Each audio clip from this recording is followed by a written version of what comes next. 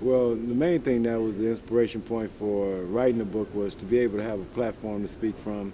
You know, oftentimes when I would go online and look at what other people would say about me, most of it was incorrect, and I wanted to make sure that I left a legacy for my children and my grandchildren that was out of what was from me and not from somebody else's soundbite.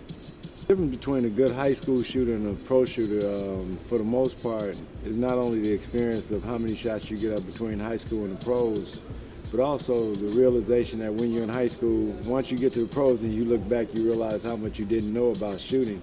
And for me personally, it was one of those things where I shot the ball almost like a frozen rope when I was in high school. It didn't have too much trajectory on it, and I think the more I got to play Tex when I got with Tex Winter at Long Beach, he taught me about having a little more trajectory on my shot. And then from then on, it's one of those things where you put in repetition to make sure that you get the shot to be the same all the time, and it's year after year, day after day of practice to get it to where you hone it to where it's mastered. Well, the proper way to warm up for anybody should be you want to make sure you get a good stretch before you do any jogging or anything. Make sure that all the muscles are prepared to go out and play basketball, and have your mind and your body in unison. And I think sometimes that's the biggest part for young people to realize is that your warm-up period and your cool-down period are just as important as your actual practice time. So in order to relieve yourself from injury, in order to make sure that injuries are to a minimum, you have to make sure you stretch and prepare your mind to play the game. Well, when I look at past NBA players, I look at, Larry Bird, of course. I look at, Byron Scott, Reggie Miller, Ray Allen, of course.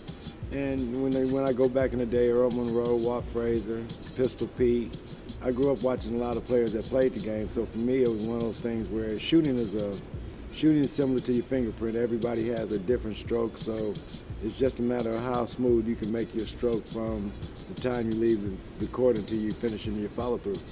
Well, the best way to get out of a shooting slump, in fact, you should never be in one if you understand the principle that two balls can fit in the basket at one time. So if I can fit two balls in the basket at once, there's no reason to miss one. And that was a lesson that Tex Winter taught me in 1978 at Long Beach State. Well, when you know, say for instance, if you're going down court and you know the play's been called for you, your mindset is mainly to prepare yourself to free enough space so that I can clear enough space to get open, first of all, and make myself available to receive the ball. Now, if I have the ball off the dribble, it's being able to make a movement to create enough space to get a player off of you, unless it's a screen and roll opportunity where you can have someone come set you a pick and you can come off of it and look for your shot in that manner. I think hard work. There's no such thing as a natural shooter.